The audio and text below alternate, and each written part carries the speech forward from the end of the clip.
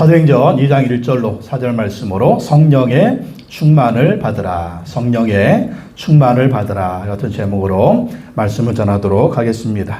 오늘은 교회 절기상 성령 강림 주일입니다. 성령 강림 주일. 예수님이 죽으시고 부활하신 이후에 40일 동안 세상에 계셨죠. 그리고 승천하신 지 천국에 올라가신 지 10일 후에 오순절날 성령이 임하시게 됩니다. 신약 성경에 보면 성령의 강력한 역사들이 굉장히 많이 나오고 있습니다. 근데 2000년 기독교 역사 동안 이 성령의 역사가 굉장히 많이 무시가 됐습니다. 그리고 성령의 역사는 신약교회 때 끝났다. 성령의 역사는 초대교회 때 끝났다. 그런 교리가 팽배했습니다. 그래서 방언하는 것이나 은사를 행하는 것이나 이런 성령의 능력이나 기적들 이런 것들을 굉장히 거부했어요. 교회들이. 이건 초대교회 때 신약시대 때 다 끝났다. 특별히 장로교가 그랬죠. 그런데 이 성령의 역사가 120여 년 전에 강하게 임재하게 됐습니다. 그 역사를 통해서 오순절 교단이 태어나게 됐죠. 우리 하나님의 성에 순복음교회가 미국에서 다시 태어나게 됐습니다. 1901년 1월 미국 캔자스주 토피카 시에 놀라운 성령의 역사가 일어났습니다.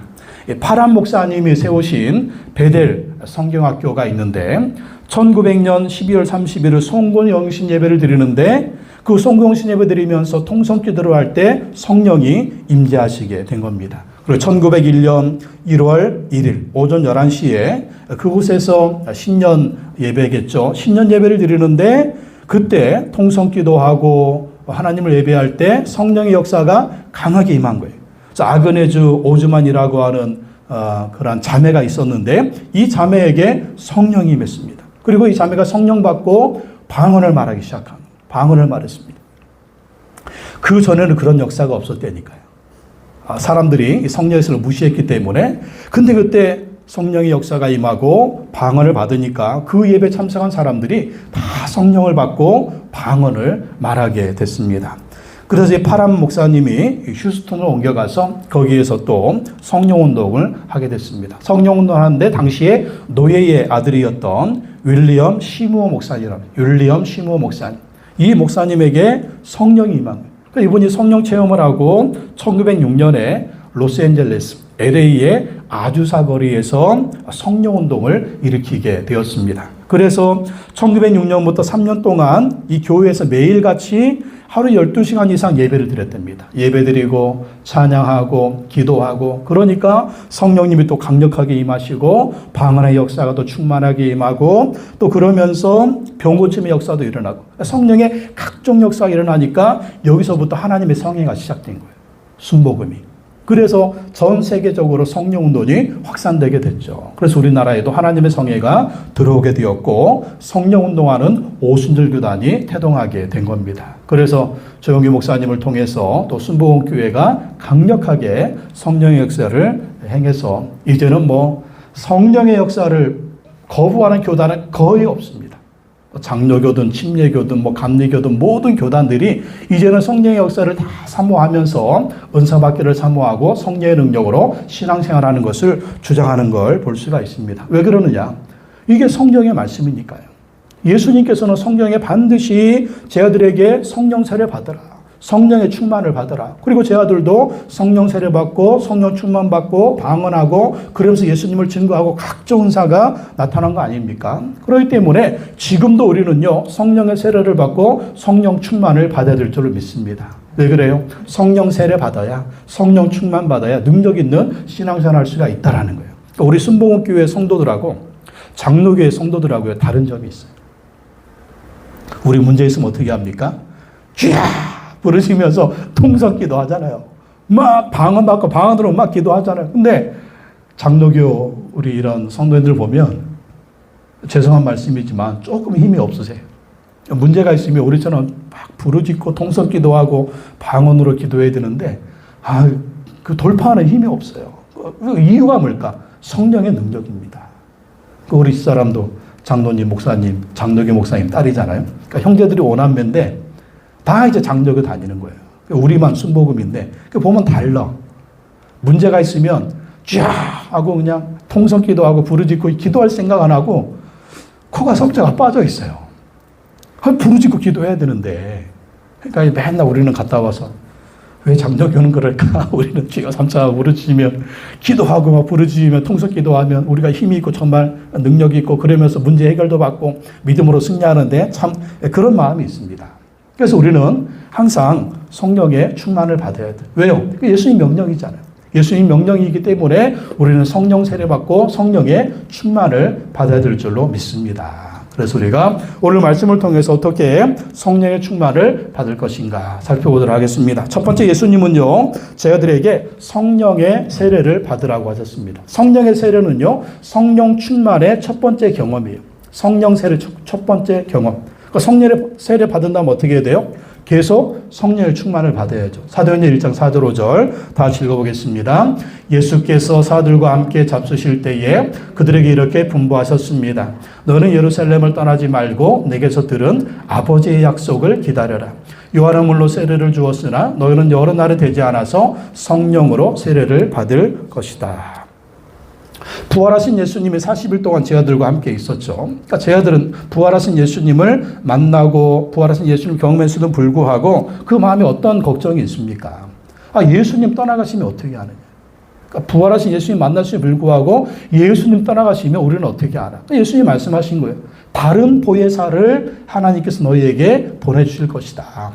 그 첫 번째 보혜사는 누구예요? 우리 예수님이죠. 예수님처럼 똑같이 제자들 곁에서 제자들을 도와주고 힘을 주고 용기를 주고 가르쳐주고 인도해줄 그 보혜사 성령님이 오실 것이다. 그래서 너희는 그 성령의 세례를 기다려라. 성령의 세례를 받아라. 성령을 받으라는 것이죠. 이게 뭐라고요? 내게서 들은 아버지의 약속이라는 거예요. 그러니까 하나님 아버지께서 성령을 부어주실 것을 약속하셨다라는 거예요. 그러니까 이 약속을 예수님이 다시 상기시키면서 너희들은 성령의 세례를 받으라. 하나님의 약속이 뭡니까? 요엘서 2장 28절 29절 구약 말씀이죠. 다시 읽어보겠습니다. 그런 다음에 내가 모든 사람에게 나의 영을 부어주겠다. 너희 아들 딸은 예언을 하고 노인들은 꿈을 꾸고 젊은이들은 환상을 볼 것이다. 그때가 되면 종들에게까지도 남녀를 가리지 않고 나의 영을 부어주겠다. 이게 하나님의 약속이라는 거예요. 구약 성경에서 성령은 누구한테 임했습니까? 특별한 하나님의 종들한테 임했어요. 모세에게 성령이 임하죠. 엘리야에게 성령이 임하죠. 엘리사에게 성령이 임하죠. 다윗에게 성령이 임하죠. 사울에게도 성령이 임했다가 하도 말을 안 듣고 우상 숭배하니까 성령이 떠나가시고 뭐가 임해요? 하나님 부르시는 악신이 임하죠. 악신이. 구약의 때는요, 특별한 사람들에게 성령이 임했어요. 근데 이제는 신약 시대는 예수 믿는 모든 사람에게 성령을 부어주겠다. 내가 모든 사람에게 나의 영을 부어주겠다. 너희 아들, 딸은 예언을 하고 노인들은 꿈을 꾸고 젊은이들은 환상을 볼 것이다. 그러니까 성령님이 임하시면 예언을 한다. 예언이 뭡니까? 미래를 말하는 거죠. 노인들은 꿈을 꾸고, 노인들이 꿈을 꿉니까? 노인들은 꿈을 꾸지 않아요. 예? 살 날도 얼마 안 남았는데 그러면서 꿈을 꾸지 않잖아요. 그런데 성령이 임하시면 노인들이 꿈을 꾼다. 어떤 꿈? 자녀들에게 꿈을 심어주는 거예요. 너희들 하나님 잘 믿어라. 하나님 너희를 축복하실 것이다. 하나님 너희를 축복하실 것이다. 너희 미래에 밝은 일이 있을 것이다. 이게 성령 충만해야 되지. 이놈의 자식아, 네가 잘 되면 내 손에 장을 이런 말은 성령 충만하지 않으면 이런 말만 하는 거예요. 지금 자식들을 속삭여도 네가 하나님 의지하고 믿음으로 살면 반드시 하나님 내가 축복하실 것이다. 이런 역사. 이런 믿음이 누구한테 있었어요? 우리가 요나단을 봤잖아. 요나단이 전쟁터에서 죽었지만 아들 무비보셋이 5살 때 2다리가 절룩거렸지만 그 자손이 어떻게 됐어요? 사울의 집안은 망했지만 요나단의 가문은 흥하는 거 보십시오. 하나님 축복하는 것이 왜 그랬을까요? 요나단이 믿음으로 아들을 키운 거예요. 요나단이 믿음으로. 제 생각에는 요나단의 아내도 믿음이 충만했을 것입니다. 성령 충만해. 그러니까 아들 무비보셋에게 네가 지금 2다리를 절지만 하나님 너에게 축복해 주실 거야. 그러니까 이 믿음의 아들 무비보셋이 어떻게 됩니까? 그 자손이 번성하잖아요. 꿈을 꿉니다. 또 성령이 임하시면 젊은이들이 환상을 볼 것이다. 요즘 우리나라 젊은이들 어떻습니까? 우리나라 보면서 헬조선이라고 하고 막 이 나라 못 살겠다고 하고 그냥 일도 않고 집에만 처박혀 있는 젊은이들이요, 수십만 명이에요, 수십만 명. 그러나 성령이 임하시면 젊은이들이 환상을 본다. 이 환상이 뭐예요? 꿈과 비전을 가지고 살아가는 것이죠. 종들에게까지도 남녀를 가리지 않고 나의 영을 부어주겠다. 이게 하나님의 약속입니다. 그렇기 때문에 이 하나님의 약속이 있기 때문에 예수님 저희들에게 말씀하시는 것이고 이 성령을 받으라는 거예요. 그래서 예수님 십자가에 죽으시고 부활하 승천하기 전에 다시 한번 강조하시죠. 사도행 1장 8절 다 읽어보겠습니다. 성령이 너에게 내리시며 너희는 능력을 받고 예루살렘과 온 유대와 사마리아에서 그리고 마침내 땅 끝까지 이르러 내 증인이 될 것이다.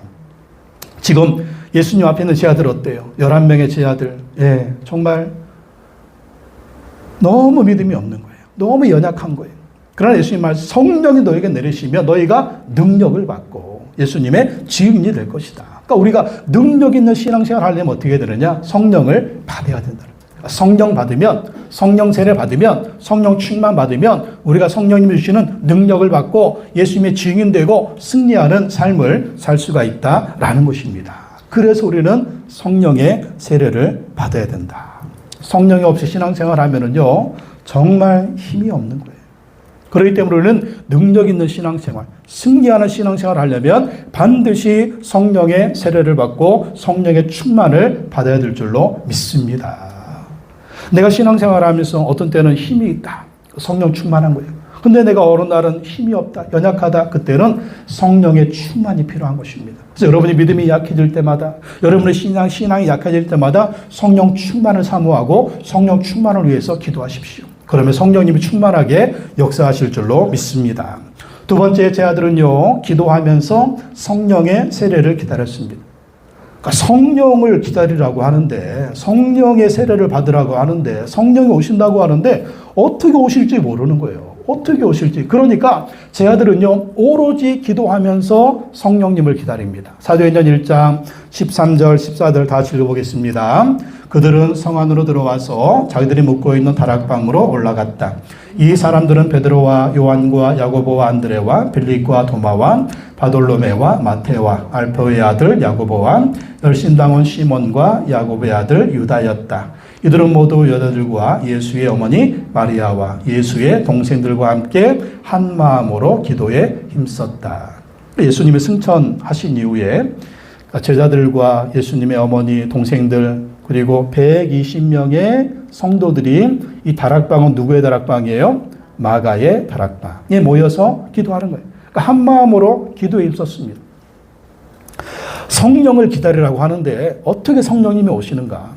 어떻게 성령을 받는가? 그들은 한 가지만 했습니다. 한 마음으로 기도에 힘썼다. 오로지 기도했다. 성령을 보내주시옵소서. 며칠 동안 기도했어요?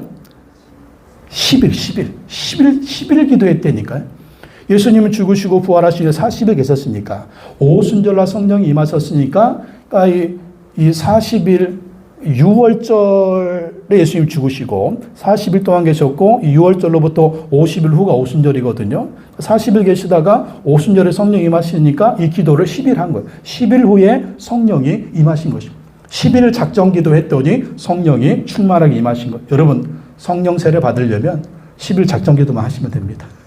할렐루야. 이게 성경적인 사모하는 마음으로 그렇게 하면 된다니까요. 사도행전 2장 1절 4절 다시 읽어봅시다. 오순절이 되어서 그들은 모두 한 곳에 모여 있었다. 그때 갑자기 하늘에서 세찬 바람이 부는 듯한 소리가 나더니 그들이 앉아있는 온 집안을 가득 채웠다. 3절.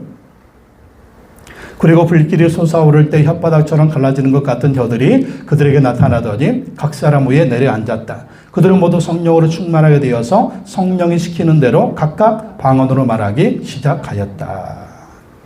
그 오순절날 또 제자들이 120명이 모여서 마가다라 앞에서 기도하는데, 이제 하나님이 약속하신 예수님이 보내주시는 성령이 임하시는 거예요.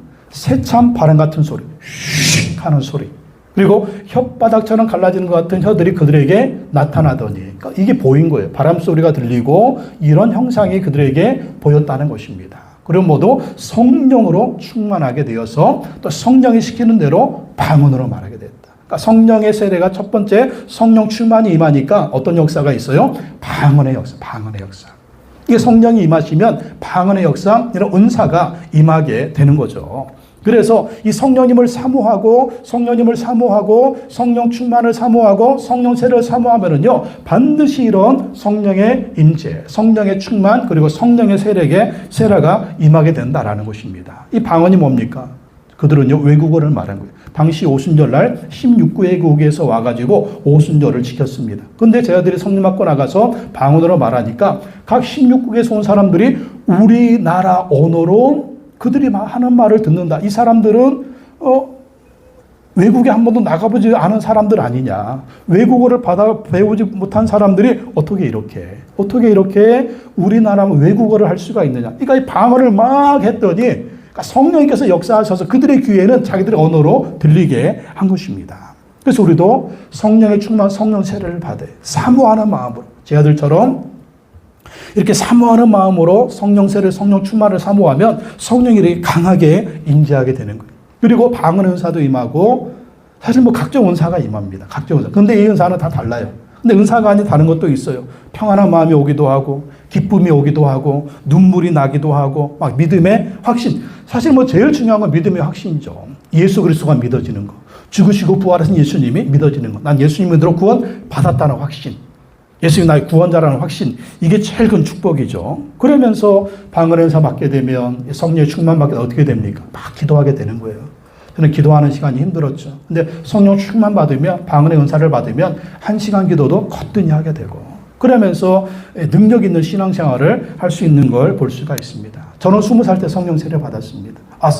교회 다니는데, 교회에 막 자매들이, 청년들이 막 다 방언을 하는 거예요. 다 방언을 하는데 저는 못 하는 겁니다. 나는 어렸을 때부터 교회 다녔는데, 뭐 이 친구들은 교회 다닌 지 3년밖에 안 됐는데 다 방언을 말하는 거예요. 그래가지고 전수아님한테 상의했더니, 저도 방언 좀 받고 싶습니다. 그랬더니, 그러려면 네 그릇이 깨끗해야 된다. 하나님의 깨끗한 그릇에다가 하나님의 선물, 성령을 부어주시지 네 그릇이 더러우면 안 돼. 그럼 어떻게 해야 돼요?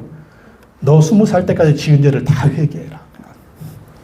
엄마 뱃속에서부터 20살 때까지 지은 죄를 다 회개하래요. 그래서 어떻게 회개할까요? 시간 정해놓고 기도해. 시간 정해놓고. 그래서 주일부터 금요일까지 8시 반인가 시간 정해놓고 회개하는 시간을 가졌습니다. 그리고 성령의 세례를 주시고 방언의 은사를 주십시오. 그랬거든요. 그래서 뭐 기억나나요? 뭐 월요일 날은 엄마 뱃속에서부터 5살 때까지 지은 죄 막 이제 다 뭐 생각나요? 아무 생각도 안 나죠. 내가 어렸을 때 벽에 똥 발랐다는데 똥 싸가지고 주여 그 죄를 회개합니다. 용서해 주십시오. 엄마 말씀 안 들은 죄, 형제들하고 싸운 죄 회개합니다. 용서해 주십시오. 막 그런 죄들. 뭐 화요일 날은 5살 때부터 20살 때까지 지은 죄. 수요일 날은 뭐 10살 때부터 뭐 15살 때까지 지은 죄. 뭐 회개하고. 목요일 날은 15살 때부터 19살 때까지 지은 죄. 그러니까 생각나는 거를 죄를 다 회개를 했어요. 다 회개를. 그리고 금요일 날 이제 철학기도 시간이 됐습니다. 앞에 가서 찬양인도 하고 앉아서 막 기도하는데 이상하게 혀가 꼬이기 시작하는 거예요. 혀가 꼬이기 시작하면서 말이 안 나오고 혀가 꼬이면서 락함바 샤카바라바라바라 방언이 나와요. 이상하다. 그리고 막 동성기도 하는데 앞에 나가서 이제 막 강제상 앞에서 옛날에 막 무릎 꿇고 기도하고 그랬잖아요. 막 기도하는데 앞에서 막 빨간 불이 오는 거예요. 빨간 불이 와가지고 제 가슴을 딱 치는 겁니다. 뒤로 확 나자빠졌어요. 야, 이제 드디어 나도 입신에 들어가나 보다. 자빠졌는데 정신이 멀쩡한 거예요. 이거 입신이 아닌가 보다. 그리고 다시 일어나가지고 막 이제 방언으로 막 기도하고, 그때 20살 때 성령 세례 받고 성령 충만 받고 성령의 역사를 체험하게 됐습니다. 그리고 나서 방언의 은사를 받게 됐죠. 근데 그때 딱 기억난 게 뭐냐면, 나는 죄인이구나. 나는 죄인이기 때문에 지옥에 가야 되는구나. 그리고 나서 또 다른 생각이 뭐냐면, 이 죄인인 나를 위해서 예수님 십자가에 죽으시고 부활하셨구나. 예수님 나의 구주, 나의 하나님이시다. 나는 예수님 믿음으로 구원받았다. 이런 확신이 확 생기는 거예요. 확신이. 그리고 기도도 열심히 하게 되고, 또 하나님을 위해서 내가 살아야 되겠다. 이 마음의 확신이 확 들고, 그렇게 성령 세례받고 성령 체험을 했습니다. 그러면서 이제 또 기도하면서 내가 평생 하나님의 영광을 위해서 살아야 되겠다. 어떻게 사는 것이 하나님의 영광을 사는 길일까? 세 가지를 놓고 기도했어요. 하나는 내가 돈 많이 벌어가지고 장로님이 돼가지고 목사님을 도와서 교회를 세우는 그러한 일을 해야 되겠다. 또 한 가지는 기도 제목을 세 가지 넣은 거예요. 한 가지는 내가 가수나 연예인이 돼가지고 막 간직하면서 사람들에게 예수님 복음 전할까? 세 번째는 주의 종은 아무나 되는 것이 아니지만 그래도 하나님의 뜻이라면 주의 종이 될까? 이 세 가지 중에 하나님 어떤 것을 원하십니까? 어떤 것이 하나님의 뜻입니까? 하고 기도했더니 그것도 시간을 정해놓은 것도 작전 기도를 한 거예요. 그때 저를 위해서 기도해 주는 목사님이 전도사님이 너는 하나님의 종이 되는 것이 하나님의 뜻인 것 같다. 그런가요? 그때 큰형님이 목회하고 계셨기 때문에 큰형님한테 이제 한번 상의를 했습니다. 그랬더니 큰형님이 주의 종이 되는 건 다른 사람이 해서 되는 것도 아니고 네가 하나님한테 특별히 소명을 받아야 된다. 그래야 주의 길을 끝까지 갈 수 있다. 그래요? 그리고 또 하나님께 기도를 했습니다. 하나님, 제가 주의 종으로 선택하셨으면 소명이라는 걸 주십시오. 그걸 또 작전 기도를 했습니다. 그랬더니 또 금요 기도회 때 같이 기도하는데 마음에 이사야 43장 그 확신이 오는 거예요. 그때까지 이사야서를 읽어본 적이 없거든요. 근데 이사야 43장 이상하다. 그래서 이사야 43장 말씀을 딱 펴서 읽어봤더니 너는 나의 종, 나의 증인으로 택함을 입었나니 그 말씀이 쫙 있더라고요. 그래서 눈이 있어도 보지 못하고 귀가 있어도 듣지 못하는 백성에게 가서 전해라. 그 말씀이 거기에 있어서 하나님이 나를 종으로 부르셨구나 하고 이제 그때부터 신학교를 다니기 시작했습니다. 이게 성령의 역사인 거예요. 성령의 역사. 성령님이 이렇게 충만하게 임재하시고 성령 세례가 임하면 믿음의 확신, 방언의 은사, 아니면 다른 체험들, 또 내가 구원의 확신, 그리고 마음의 기쁨, 평안, 그리고 하나님의 영광을 위해서 내가 인생을 살아가야 되겠다. 생업과 가정과 또 교회 삶을 통해서 하나님을 기쁘시게 하는 그러한 삶을 살아야 되겠다. 이 마음을 주시는 분이 바로 성령님이다. 그리고 인생을 살아가면서 얼마나 많은 어려움 만납니까? 고통 만납니까? 환난 만납니까? 그때마다 성령님이 도와주셔서 승리하도록 도와준다는 거예요. 믿음으로 승리하게 만들고 고난이 올 때마다 기도하게 만들고 하나님 의지하게 만드는 겁니다. 저는 성격이요. 10형제 중에 9제였기 때문에 굉장히 좀 다른 사람 의지하는 그런 성격이었어요. 마음도 소심하고 또 늘 사람들 앞에 나서기 이런 거 못하고 그런 성격이었고 부모님 의지하듯이 아니면 형들을 의지하고 아니면 내 옆에 어떤 든든한 사람이 있어 그런 사람 의지하는 그런 성격이었습니다. 근데 성령 세례 받고 나니까 그런 게 싹 없어졌어요. 그러니까 문제 있으면 기도하는 거예요. 어려운 일 있으면 기도하는 거예요. 하나님 의지하는 거예요. 하나님 의지하고 기도하니까 하나님이 응답해 주시고 또 붙들어 주시고 인도해 주시니까 별로 사람들한테 기대는 마음이나 의지하는 그런 마음이 싹 없어졌습니다. 오직 하나님만 의지하는 그런 마음만 생겼죠. 그래서 그것이 성령이 우리 주시는 믿음이고 확신이다. 또 삶에서 어려운 점들 또 기도하는 거예요. 방언으로 기도하고 성령 의지하고 기도하면 형편은 어려워도 마음은 늘 든든한 거예요. 마음은 든든하고 또 마음은 늘 주님이 주시는 힘과 은혜가 능력이 있고 그런 곳으로 인생을 하루하루 살아가는 힘과 용기를 성령님이 주시는 걸 볼 수가 있습니다. 그래서 우리가 항상 살아가면서 그렇잖아요. 마음이 약해질 때 있잖아요. 신앙생활 아무리 열심히 해도 또 교회를 아무리 열심히 다녀도 우리 뜻대로 되지 않을 때 얼마나 많습니까? 인생이 잘 풀리지 않을 때 얼마나 많아요? 그때도 우리를 도우시는 분은 성령님이라는 거예요. 성령님 의지하고 성령 충만을 의지하고 또 기도하고 나아가면 형편은 별로 나아지지 않았지만 이상하게 하루하루 살아갈 수 있는 힘을 주시고 미래를 보게 하시고 또 꿈을 꾸게 하시고 또 우리 자녀들에게도 소망을 주게 하시고 정말 믿음의 용기를 주게 하시고 격려하게 하시고 이런 것이 성령의 역사다라는 것입니다. 그래서 우리는 이렇게 성령 충만을 늘 사모하고 기도해야 될 줄로 믿습니다. 성령 충만 받으면 한 번으로 끝나면 안 돼요. 계속해서 성령 충만을 위해서 기도해야 날마다 승리할 수가 있는 것입니다. 세 번째 성령 세례 받은 제자들은요. 예수님을 증거했습니다. 예수님을 증거했어요. 사도행전 2장 32절에서 36절 다시 한번 읽어보겠습니다. 이 예수를 하나님께서 살리셨습니다. 우리는 모두 이 일의 증인입니다. 하나님께서는 이 예수를 높이 올리셔서 자기의 오른쪽에 앉히셨습니다. 그런 아버지로부터 약속하신 성령을 받아서 우리에게 부어주셨습니다. 듣기도 하고 있는 것입니다. 그러므로 이스라엘 온 집안은 확실히 알아두십시오. 하나님께서는 여러분이 십자가에 못 박은 이 예수를 주님과 그리스도가 되게 하셨습니다.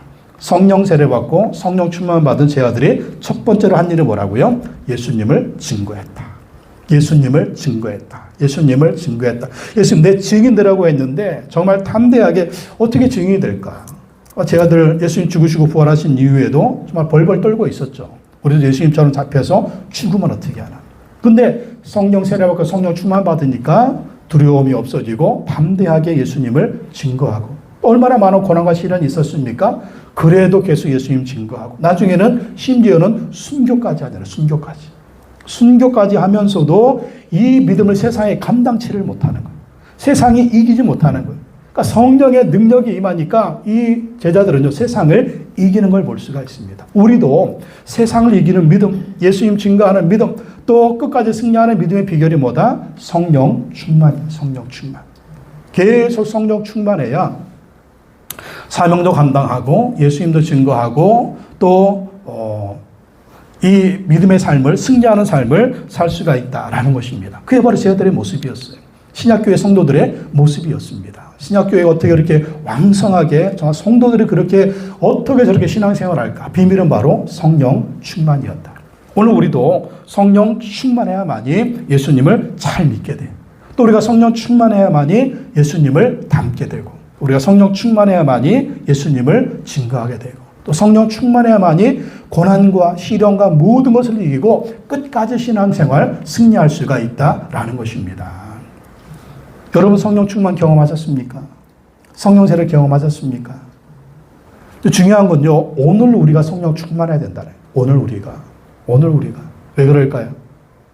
어제 먹은 밥으로 오늘 살 수가 없고 나 10년 전에 밥 많이 먹었어. 근데 지금은 밥 안 먹고도 살아. 말이 안 되죠. 지금도 밥을 먹어야 돼요. 하루하루 밥을 먹어야 하루하루 살 수가 있죠. 신앙생활도 마찬가지입니다. 그때의 성령 충만 아니 오늘 내가 성령 충만해. 그래 오늘을 살 수가 있어. 여러분 자동차 보세요. 아무리 비싼 차, 싼 차 뭐가 있어야 돼요? 기름이 있어야 돼요. 뭐 수십억 원 되는 스포츠카도 기름이 없으면 고철덩어리에 불과하잖아요. 기름을 넣어야 돼요. 기름을 넣어야 계속 달릴 수가 있습니다. 여러분 쓰는 핸드폰 보십시오. 핸드폰. 아무리 비싼 핸드폰, 싼 핸드폰 뭐가 있어야 돼요? 전기가 있어야 돼요. 전원이 있어야죠. 배터리가 있어야 되죠. 방전되면 어떻게 돼요? 아무리 비싼 핸드폰도 그냥 뭐 고철덩어리에 불과한 것입니다. 전자기기에 불과해요. 계속 충전해야 돼요. 계속 충전하고 충전해야 핸드폰을 쓸 수가 있잖아요. 우리 믿음의 삶도 마찬가지입니다. 계속 성령으로 충만받고 충만받아야 계속 승리하는 신앙생활을 할 수가 있는 것입니다. 그래서 우리가 날마다 성령 충만을 시키되 여러분 아침에 일어날 때마다 성령님 오늘도 저에게 충만하게 임재하여 주옵소서. 그래서 회사 생활도 잘하게 하시고 사업도 잘하게 하시고 오늘 하루도 성령님의 은혜와 능력으로 승리할 수 있도록 인도해 주시옵소서. 그렇게 기도하시기 바랍니다. 그리고 기도할 때마다 늘 성령 충만을 위해서 기도하셔야 돼요. 성령님 오늘도 충만하게 언제? 매일매일 성령님 오늘도 충만하게 임재하여 주시옵소서. 그래야 주님 오시는 그날까지 청교하는 그 순간까지 끝까지 승리하는 신앙생활을 하게 될 줄로 믿습니다.